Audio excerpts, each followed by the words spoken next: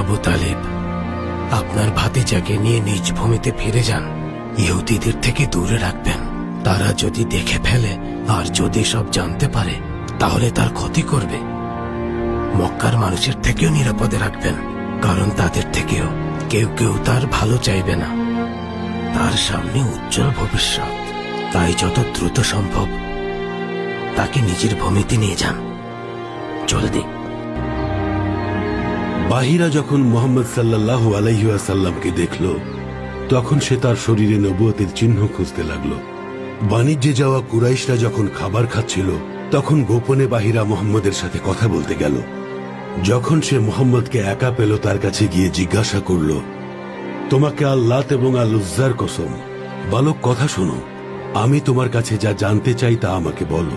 তখন মুহাম্মদ সাল্লাল্লাহু আলাইহি ওয়াসাল্লাম বললেন, লাত আর উজ্জার কসম দিয়ে কিছু জিজ্ঞেস করবেন না, আমি আপনাকে আল্লাহর কসম দিয়ে বলছি, এদেরকে আমি যতটা ঘৃণা করি ততটা আর কোনো কিছুকেই করি না। তখন বাহিরা বলল, আল্লাহর কসম, আমাকে তাহলে সব বলো, আমি যা যা জানতে চাই। তখন মুহাম্মদ উত্তর দিতে রাজি হলেন। এরপর বাহিরা তাকে তার শারীরিক অবস্থা, বয়স ও যাবতীয় ব্যক্তিগত বিষয়গুলো নিয়ে জিজ্ঞেস করতে শুরু করল।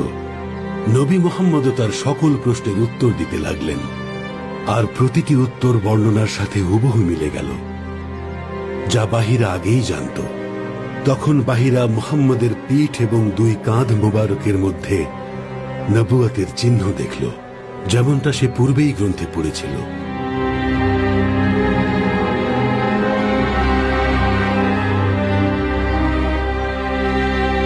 মৃত্যুর সময় তার দেখা পেলাম। আমার মৃত্যুর পর সে নবুয়ত পাবে।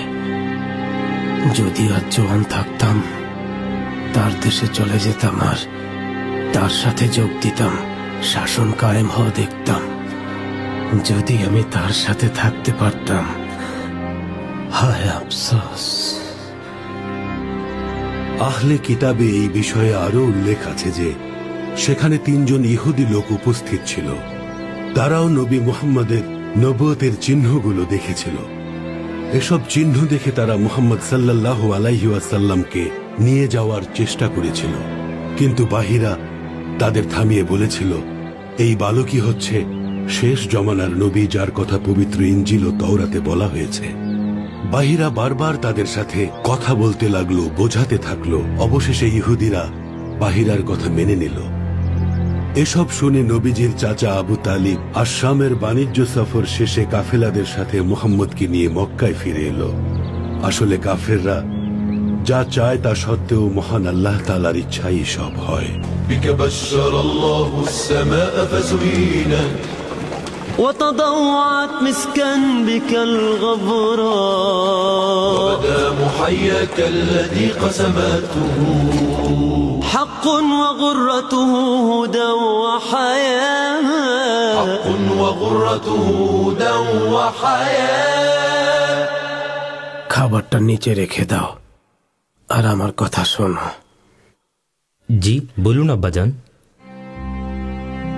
মক্কা থেকে আসা লোকদের সাথে আমার ব্যবহার দেখে অবাক হয়েছ? জি আব্বাজান, অবাক হয়েছি।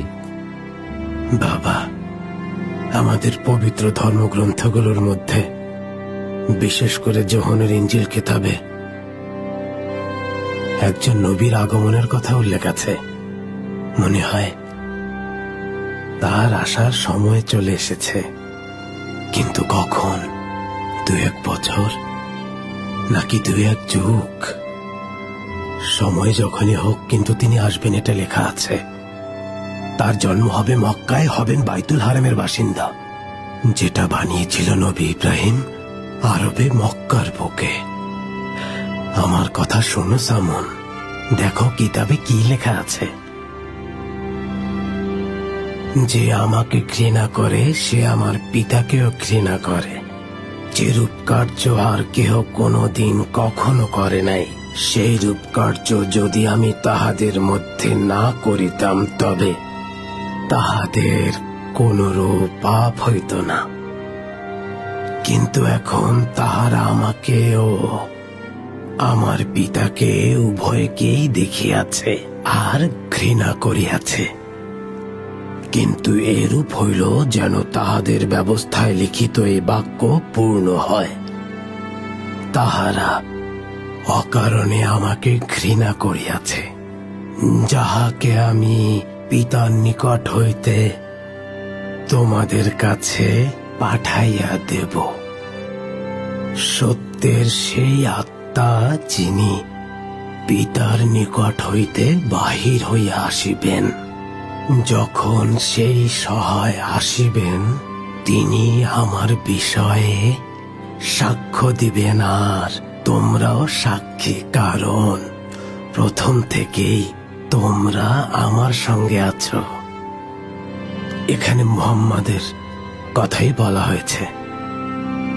এই সেই নবী যার কথা যিশু বলেছেন সে সত্যের বাণী বলবে। আমি তাকে চিনতে পেরেছি তার নাম আর শরীরের বিভিন্ন চিহ্ন দেখে। বাবা, একটা কথা মনে রেখো, তার নবুয়তের সময় তুমি থাকলে তার উপর ঈমান আনবে। এই সেই প্রতীক্ষিত নবী। আর হ্যাঁ, নবীদের মধ্যে সর্বশ্রেষ্ঠ নবী।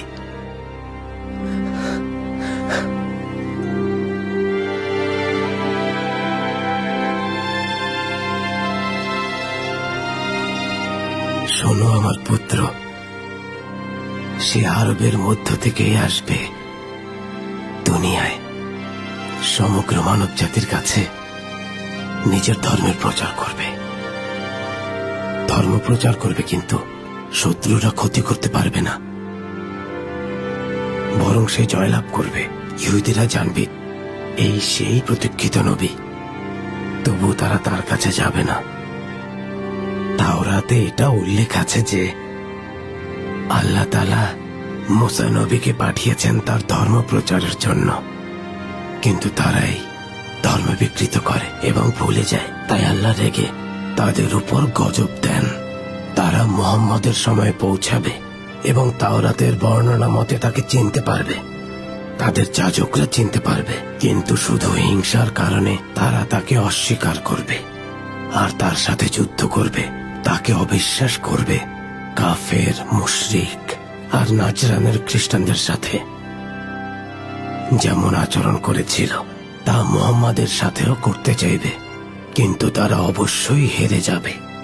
নবী মুহাম্মাদের কাছে তারা হেরে যাবেই। মুহাম্মাদের ধর্মের বিরুদ্ধে যাবে তারা।